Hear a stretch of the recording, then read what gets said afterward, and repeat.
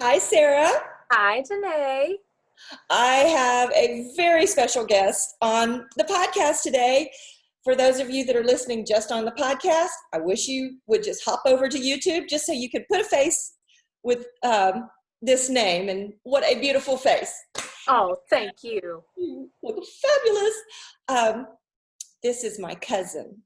My cousin-in-law. She is married to my first cousin, Paulk. And this is Sarah. And I am so happy to have you here today. Thank you so much for inviting me. This is fun. I want to just go ahead and tell people a little bit about you. Of course, how long have you and Brock been married? Forever? 15 years. 15 years. Yeah, we hit 15 during the pandemic. Oh, wonderful. Isn't that special? It was very special. It's very special. You can tell us about your anniversary dinner. He made me dinner. It was just fun. The kids and us just sat around the table and I'm so grateful. So we had plans to have a big trip. We try to go away every year. It didn't happen because that was in April and nobody was going anywhere in April. So yep. All the plans I had canceled. That's what yes. I'm hearing. The cancel culture. It was like, well, this was canceled and this was canceled. Oh. So I have known that you've known about the Enneagram for a while, and it's just, our paths don't cross that often. You live in Texas. But we got together for our grandmother's birthday last October. And a lot of our family is, they love the Enneagram. So we had all this Enneagram conversation. And I had known not too much before that you were a type, say it. 6 wing 5. 6 wing 5. And here's what's fascinating. I've been doing this podcast for a while, and you are the first 6. Oh, wow. No pressure. I know. So that's what when we were talking earlier, it was like, what was I just going to tell you? That was it. That you're the 6 I've had on, which is like, I don't know why. I guess. Like supposedly we're the most prevalent number. I mean, I guess that may be urban legend, but there's belief that there's more 6s than any other type, which is funny because I don't run into a lot of 6s either. Maybe we're embarrassed and we don't tell a lot of people. Well, let me just tell everybody a little bit about Sarah, other than being my beautiful cousin. Sarah is an author and a writer and also a ghostwriter. And I so bad want you to spill the beans and tell me the big. I know. I'd love to spill it too, but those darn NDAs, they make you sign.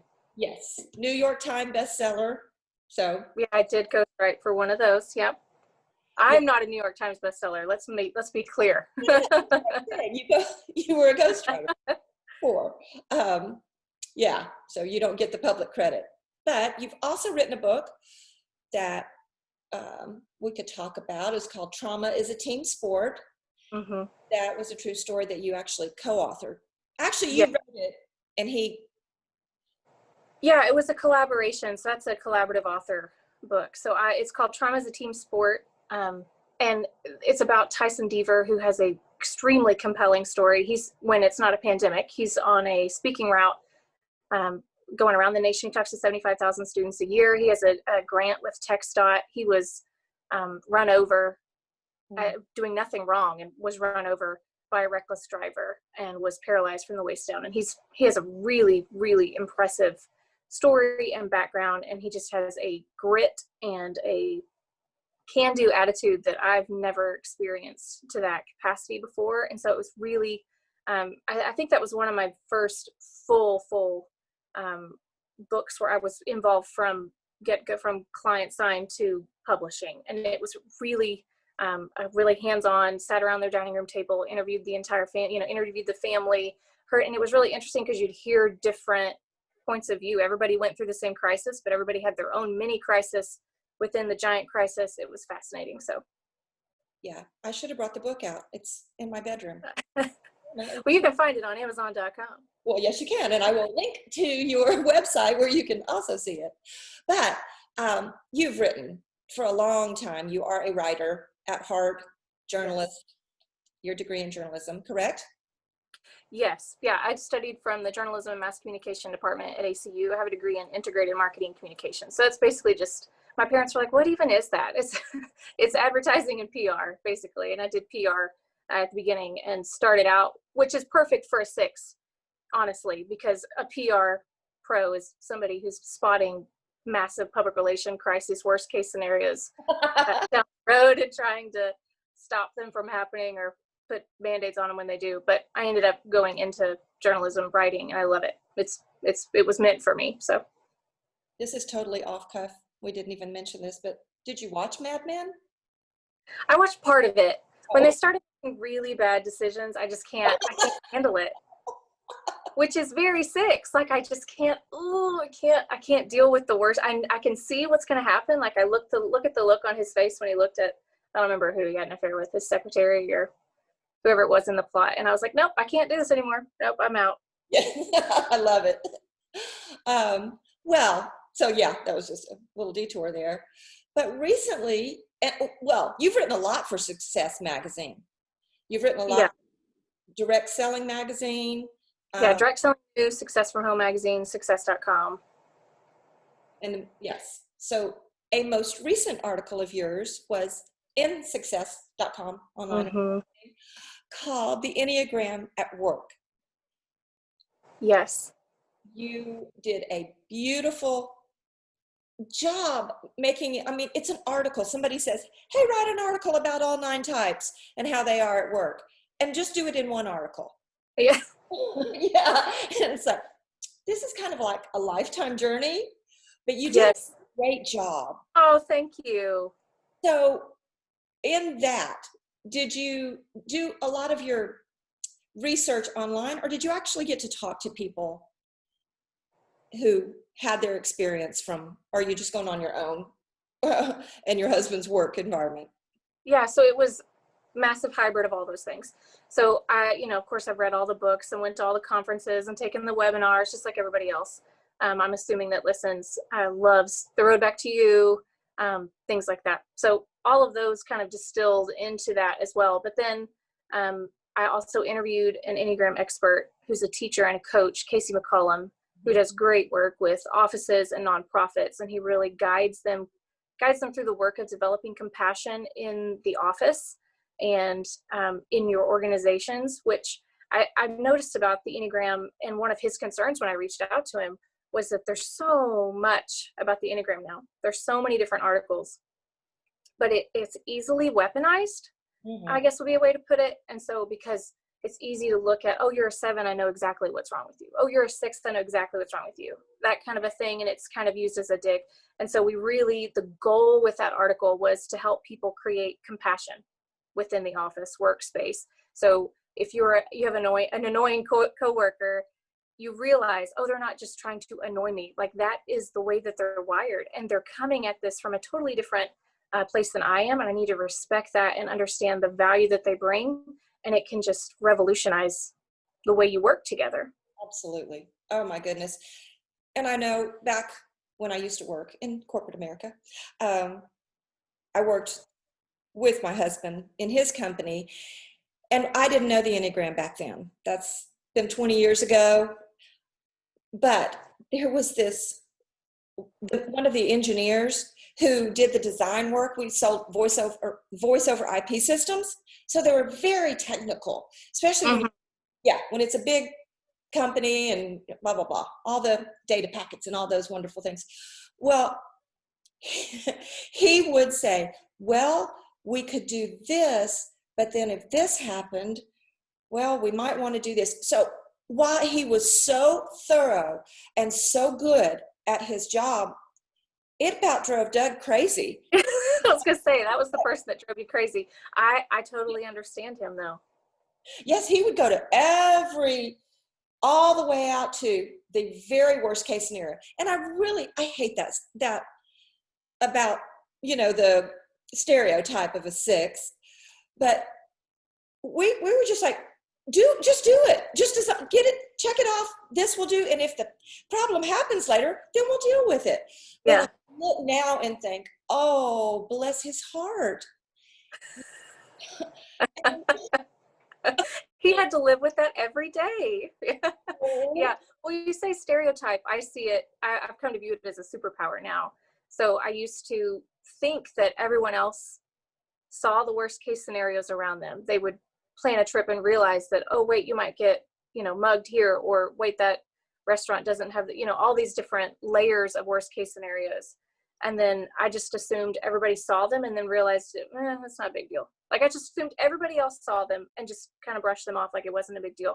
And when I realized, oh, wait, I'm not just being a Debbie Downer in the room. This is something I have that other people don't have. Then it was like, okay, this is, we're speaking a different language. We're coming at it from a different place. And that's the term, speaking a different language. Yeah. How did you first come across the Enneagram? What was your first introduction? Well, I did what you're not supposed to do, which is I took an online quiz. Did somebody tell you to, or? I cannot remember. I just remember there being chatter about it, so much so that I was like, oh, and it's so, it draws you in because it kind of feeds that magazine quiz that everybody loves to take. Like, are you an introvert? Are you an extrovert? Like, it's a shortcut to self-awareness. And I loved that idea of it. Oh, I could learn more about myself and have a different words and understand who I am and understand my husband, understand my kids, So I took it, and it told me I was a 1. And Yeah. I think a few years ago, I remember you saying you and Brock were both 1s. Yeah, he's a 1, and I thought I was a 1. And Because so, I relate a lot to a 1, and I look a lot like a 1, yeah. kind of on the surface, I think, because I'm very detail oriented. I'm always punctual. I cannot stand flakiness. If you say you're going to do something, do it. I think I emailed you 3 times because I was going to be like 3 minutes late to our meeting or whatever. If I say I'm going to show up, I want to show up. So that's all. I expect people to be reliable. And I think I looked at that for 18 months. I thought I was a 1. And I looked at that and assumed that was about reliability and thoroughness and detail and doing the right thing. And I look back on it now and I realize, oh, I think that was about trust.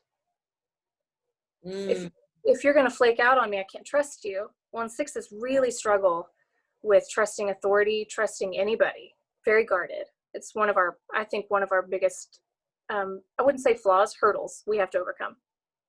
It's that blessing and a curse, right? Yeah, right. We need you. We need people like you who do look for the assurance and how we can trust a situation. I am very grateful that you are out there. I know one girl in a conference that I was at, she was a 6 or is a 6. And I remember her saying, as soon as she walks onto an airplane, she locates all the exits. Oh, yeah. See, duh. Of course we do. I just want to make sure I'm in a seat that can recline. And I don't even think about that. But she also said she scans the plane and looks who might be suspicious, might look suspicious. We're the worst today. We are. No, I go to a restaurant and I know where my exits are. But you're the person I want to travel with. Yeah. You're the person I want on my team. You can have fun. We'll have the neuroses. It'll be fine. We'll keep you safe. Thank you. We do need a lot of help. We do. Oh, okay. Well, that's pretty cool. But you took a test, and therein is just another example of don't totally take a test, rely on that, and be done with it. I had a friend who took a test, and she said, yep, I'm an 8. That's why I am the way I am. That's what the test said. And never went to look any further into, well, why might I think this way or relate to other people? So very good. Because it looked at my behavior, and behavior. Yes, I am a 1. I mean, I really do. I'm a follow the rules kind of person. I really care about doing what's right, but my motivation for doing it is a little different than a 1's. I'm so glad you said that. That is just the biggest point to reference. So I also wanted to discuss with you, as you are my 6 in this series called COVID Confessions. That was mine. That was good. I like the sound effect. I totally got it. COVID Confessions. And it started, of course, with myself and realizing uh, I'm not so unhappy being alone and chilled and not rushing all the time. It was such a big um, opposite. Because I've always said I thrive on um, actually the tension of Yeah. needing a last minute thing. I love to get things done at the last minute. And when I didn't have anything to do, as far as a deadline, I didn't know what to do. And after a while, I realized relaxing is not a bad thing. Mm-hmm. So for you, in your very busy world, did you have any aha moments of, wow, as a six, something might have come up in me that isn't actually a regular pattern? Yeah. So I didn't even know the virus was coming. And I'll be honest, because as a six, like I know myself and my propensity to um, overthink, over prepare, be worried about things that aren't really going to happen. And so kind of as one of my protective measures, if I see something that's really, I know it's going to hit me at a pain point, you know what, I'm going to give myself the space to not dig into that. I don't need to know the details about it, right? Until I was at Costco, I guess it was March 14th, it was a Thursday, and I didn't know what was going on. And all of a sudden I look around, the carts are full around me, like massive water bottle stashes. Everybody is just like panic hoarding, and I thought, oh, maybe this is a bigger deal. Maybe this is a bigger deal than I realized. And so I started to have that worst case scenario thinking, and I went home and the first thing I did was I put flower seeds in the ground. Like I just needed to put seeds in the ground. I don't know what it was. And then the next day they came out with the stay-at-home orders, and it was the next day. I mean, that's how much I had distanced myself from it. So the next day they announced stay-at-home orders, and then I went outside in the backyard and pulled weeds and listened to Brene Brown's podcast, the very first episode where she talks about FFTs, Yeah. F and first times. Yep. We're all going through this pandemic for the first time. We're all terrible at it. It was so comforting. So I just pulled weeds and cried and listened to Brene. And I don't know why, but for some reason I just realized somehow gardening was going to get me through the pandemic. And so very unnaturally six. Like I usually, if I'm going to do something big, I spend 1.5 years researching it, which is kind of the 5-wing. But I want to think through, how much is this going to cost? Where is that money going to come from? How am I going to, refund that money from our budget? Like all of that is going through my mind because I want to make the right decision, and I don't want to fail, but I just immediately tore out a huge portion of our backyard, like 13 feet by 30 feet. Ooh. And I mean, I'm telling you, it's ridiculous. Yeah. You got out of your head for sure, being in the head triad. Yeah, it was a little impulsive, but I mean, I also checked out every library book on flower gardening that was available. I paid $100 to take a webinar on how to do it. I mean, like, it's not like I went out and started digging. But anyway, so I planted the whole thing's been flowers. And that has been so rescuing for me during this because every day's the same, but the garden's never the same, right? So I walk out every day. My day's the same because I work from home. I worked from home before any of this started. And so I go outside and the garden changes every day, whether I want it to or not. And that's been really helpful. I love that. That's probably going to be your quote. Well, well, well, and also, sixes go to 3 and 9, right? With stress and security. I really prefer the words resource and rest. That helps me understand it a little better. But I really live in 3. I have a lot of 3 energy with my work.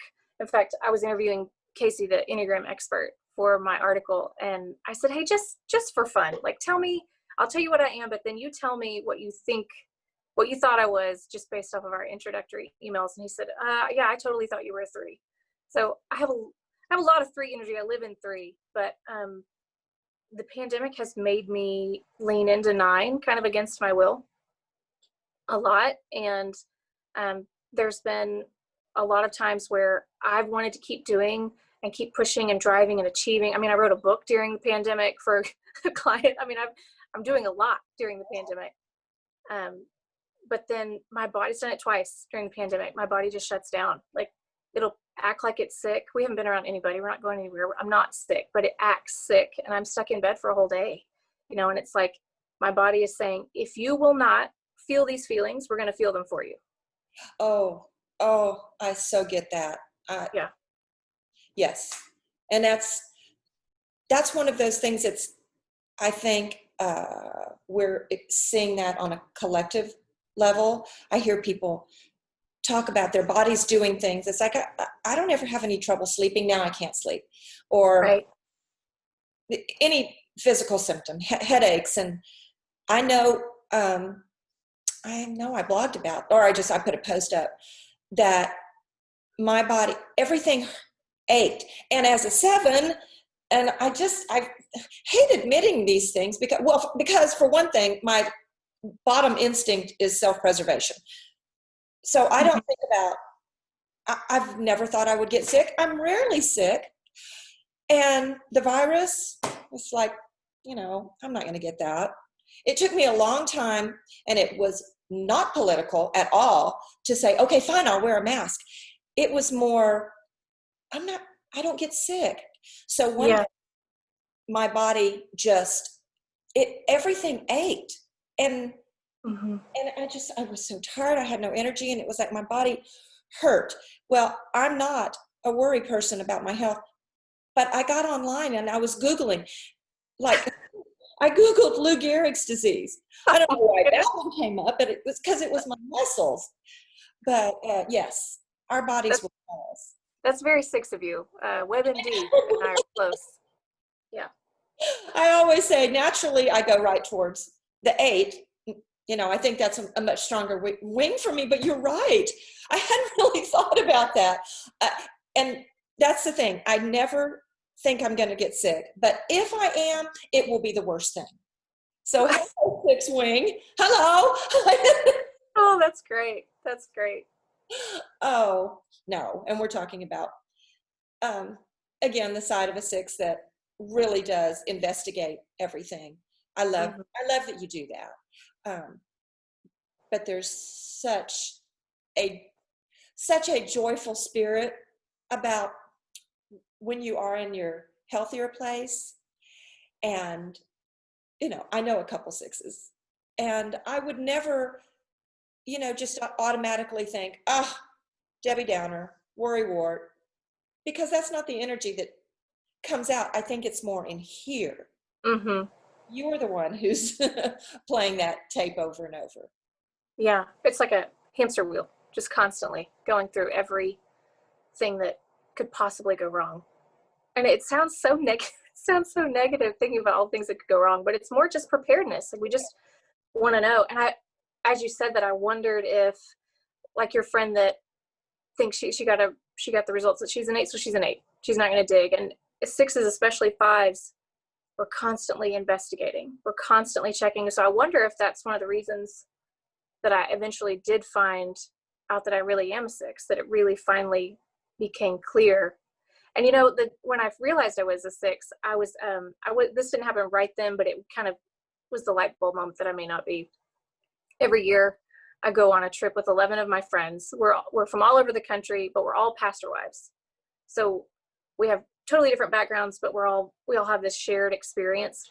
And every year we go somewhere different. And every year we bring in an outside speaker. We hire somebody to come and teach us something.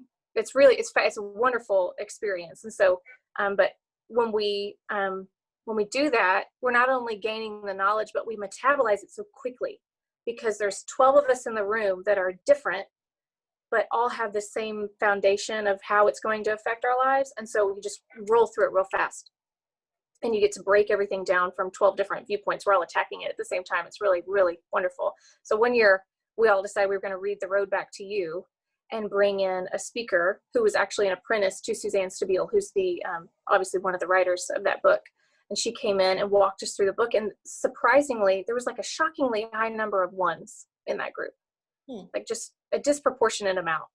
And I was listening to them talk and I was like, I'm a 1 too, you know, we're so clean, we're so organized, you know, just wonderful. And listening to their experiences, I was like, oh, I don't really like, they were like, well, you have the inner critic. And I was like, I mean, kind of, doesn't everybody want to do the right thing and kind of second guess themselves? But it wasn't as tangible for me, wasn't as visceral for me. And then we had a Q&A session with this wonderful speaker. And I looked around the room and I was the only one who said they were a 1 that was asking questions. And I had so many questions. Oh. I wanted to, and it was all about, I noticed it was all about relationships. Okay, so if the mother-in-law that I love is this, what does that mean for me as this number? And if my sister-in-law is this and my husband is this, like I wanted to know how I connected with these relationships through the Enneagram. And the 1s were content just to know that they were a 1, you know, they didn't have these other questions. So I thought, well, maybe that was kind of the nudge. And then when I figured out I was a 6, it was this, like, it's a really painful light bulb moment. I feel like lots of people have that. I don't feel like it's this sunshine moment where it's like, oh, now I have all my flaws distilled perfectly for me in one paragraph. That's great. Did you have that experience when you were 7? Most 7s just love that they're 7s that I've met. Well, I'll tell you about that in just a second. But in hearing you talk about this, don't you feel like it just rested in your heart and in your soul when it's like, okay, I'm home? And that's why I think when knowing your number, which is, again, it's a launch pad. Just knowing your number is just a place to start, but it is a home base. And I feel like once you settle in, it gets settled in you. Didn't you feel like, okay, that's my home base? Couldn't you feel Yeah, it? it was kind of like somebody been reading my mail is what it felt like. Yes. Like I would not have said that I was a worst case scenario thinker, which I feel like there has to be a better way to put that. That's such a trite way to put it. There's a lot of terms lately that have really kind of like, we need to just rethink those. Like, and I just did a post about this, and it was a cartoon that said, what's the difference between being aggressive and being assertive? And the other, your gender. Yeah, I saw that. yeah. Like, I don't like this term. And a friend of mine has some different terms. I was like, oh, yes, because we all have a side of us that's, you know, not the one that you want to put on your resume. Yes, look at me. I'm the best worker because I'll throw the best parties. Well, you know, again, the stereotype, the meme. But for me, when my sister-in-law handed me the big blue book, as they call the Wisdom of the Enneagram. That was my first book. And she handed it to me and she said, read this. I think you're a 7. I was like, I don't even know what you're talking about. What is a 7? And what resonated with me, there were a lot of, I was like, yep, I know. I go from idea to idea and blah, blah, blah. But when it talked about how we have trouble sitting with grief and sorrow and pain. And it's like every time I talk about it, I get emotional. It was the realization that I wasn't broken. That because I would say, why can't I grieve like other people grieve? Yeah. So that's when I had to know more. And all the other stuff was like, oh yeah. And I loved it. Yep. I love being the positive person and all of that. But it was being able to find that, again, the shadow part that said, you're not broken. You need to think, you need to work on this. And you can, I do grieve, but it's not like other people. So that was my and that's okay. That's okay that you don't. And I think that's the beauty of the Enneagram, is that, like, our life is lived out on the backdrop of church, right? We're there all the time. We're constantly trying to help people and support families and lead. And once you walk alongside people for enough years, you realize that nothing is black and white, right? There's so much nuance to every marriage in crisis, to every family that's hurting, to every person that's trying to find their faith or regain their faith or doubting their faith or working, through some things in their life. And there's so much nuance to every situation. And if I'm going to be an effective and a compassionate leader, then I have to respect that others not only see the world differently, but they come from different backgrounds and they come with a different personality and a different motivation, and all the people around them are doing the same thing. So they're supported by different personalities and motivations, which impacts the way that they live life. And so the Enneagram gave me some language for, I already wanted to have that compassion, but it gave me some data to connect to the compassion that helps me just come at it a little bit more, I don't know, just more naturally, I think. Oh, for sure. It's like I reference, oh, well, I can't reference this movie because now I have lost the name of it. Oh. Gosh. Well, he falls in love with a girl and they know they're in love, but they can't, she's from another country and he's trying to say things and I think she speaks English, but he doesn't speak her native language. And so he goes and learns her language and comes back and it's just so beautiful because there's certain things you can only say, and even colloquialisms. Is that how you say the word? Yeah. So there's these language barriers, and you want to try to say it, but and it's exactly what you're saying. Nobody speaks the exact same language as anybody else, but if I know what language you're speaking, and I'll try to communicate to you on that level, then you're not just in a one-sided conversation where you're the one trying to explain everything, and the reciprocal is missing if you can't connect with their language. And it reduces your need for a cookie cutter religion, a cookie cutter faith, a cookie cutter expectation, because what I expect of you is different because of who you are. You may receive those expectations differently. So we just have to give people room to live their experience in the way that they were wired to experience it. Empathy. It's the biggest. Grace upon grace. Oh, yes, it is. Let's see. Well, I was going to bring up this one article that you wrote because I think it's fascinating while we're wrapping this up. You have done interviews. Well, hey, you interviewed one of the Atlanta Braves. That's pretty impressive. That was years ago. Wow, that was a long time ago. Yeah, well, Ron Gann, he hadn't been around for a long time. Yes, but I know you spoke, or you went to the CBD symposium. I did. You're going to call me out right here. Huh? You're going to call me out on my CBD connections right here. Because it was, of course, the family was like, Sarah's writing about cannabis. The preacher's wife or the pastor's wife. Yep. But it ended up being a cover story for the magazine. It was so well done. And you had to speak to, I love how they call it, cannabis. What is it called? Cannabis. Cannabis. Yeah, it's a whole industry. I'm telling you, it's the next big thing. I think I wrote it. I don't remember when I wrote it, a year and a half ago, 2 years ago, has it been? But at that time, nobody was doing it. And I was sitting in a room with like 50 of the like multi-billion dollar, multi-million dollar companies in that industry niche that I was writing for. And they were all there asking questions, and like, you would try to ask them questions and they were being very coy because nobody was doing it yet. And I walked out of there and I was like, oh, this is the next big thing. And it's everywhere now. It's everywhere. That had to be fascinating. The kind of, the people who jump in to something that might be taboo, but they see, okay, this is going to be a legitimate big thing. What kind of person did you feel? Could you tell? Were they a lot of threes?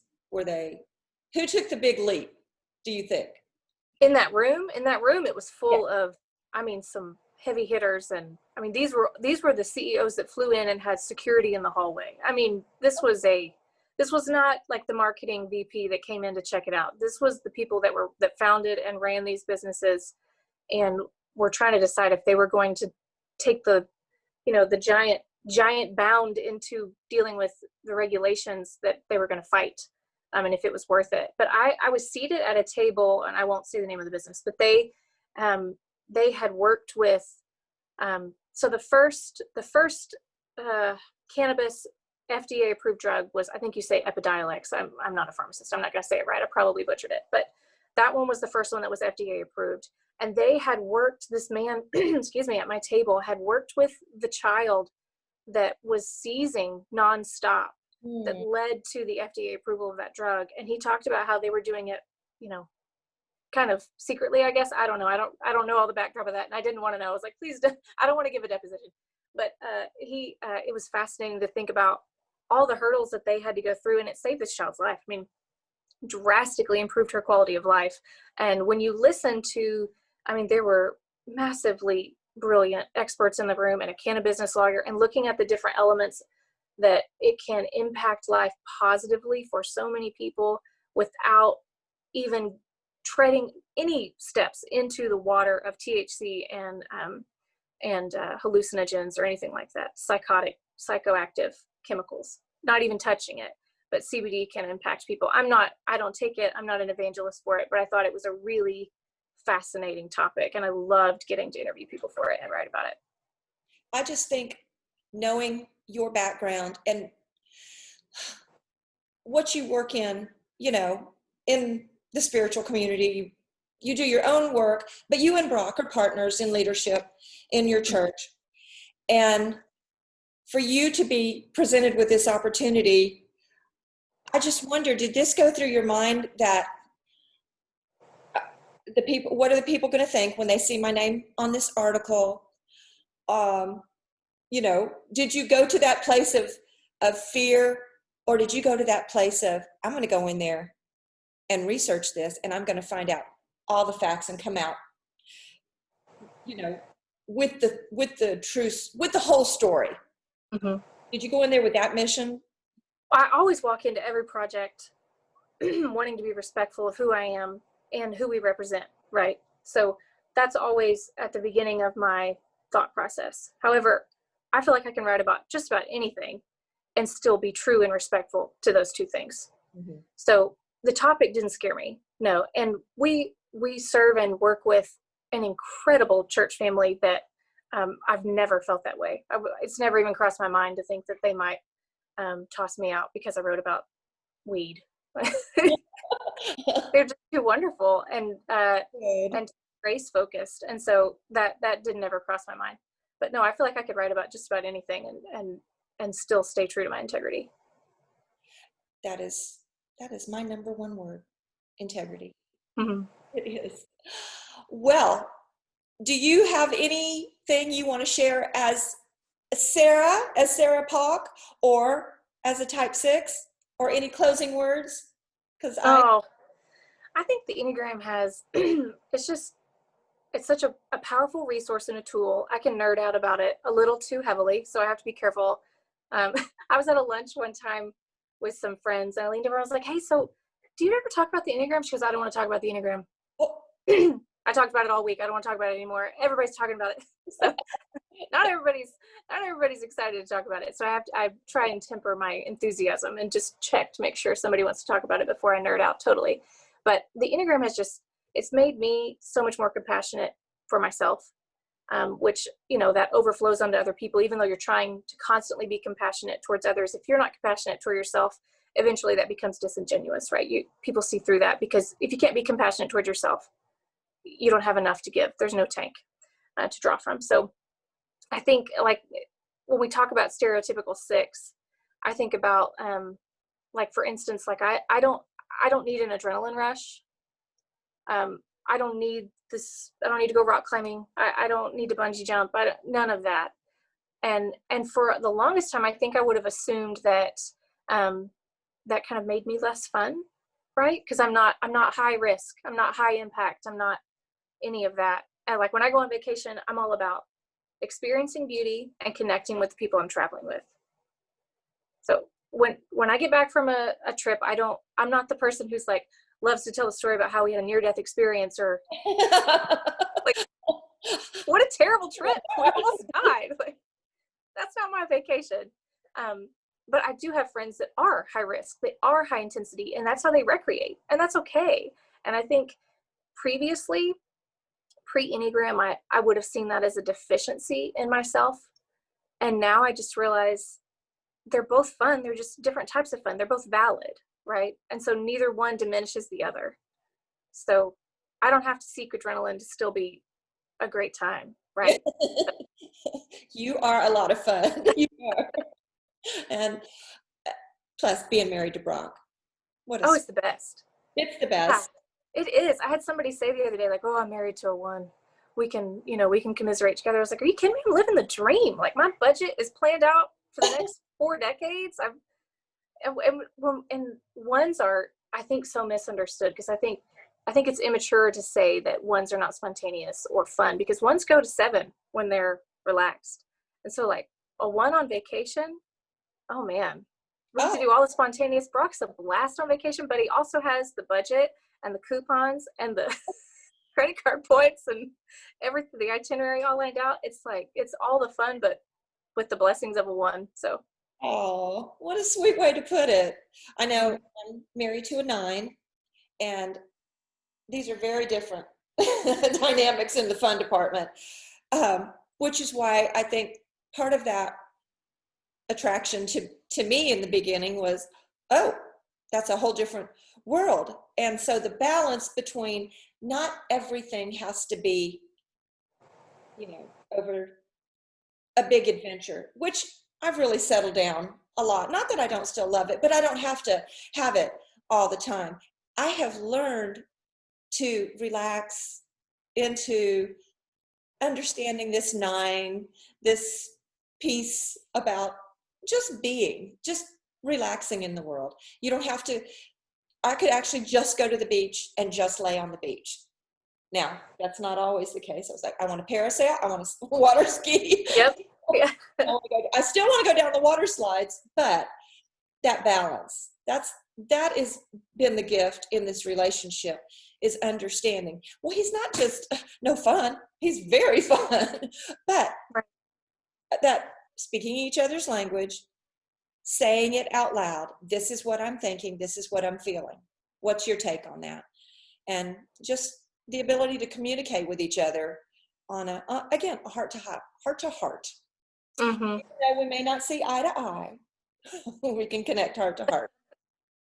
We've laughed because our different types in a pandemic, it's so funny to see everybody's different types shining through. And I think we've decided that Brock is a 1, he wants to do the pandemic right. And I'm a 6, so I'm fearful of the consequences of doing it wrong. So. Oh my gosh. Oh, We're blessed. It's going to work out fine. Yeah. Oh, I wouldn't want to do it with anybody else. He's a blast. He's the best. Of revelation. So I can understand wanting to talk about him. Yes, you're great. I'm so grateful you were willing to come and share with me and our audience. I will put links to your website. I will put all your social places where people can contact you. And I hope anyone interested in the Enneagram article, I'll put that up specifically. So thank you, Sarah. I appreciate thank you for having me. I love reading your work you're doing on the Enneagram. I always learn something. So thank you so much. Oh, that means a lot.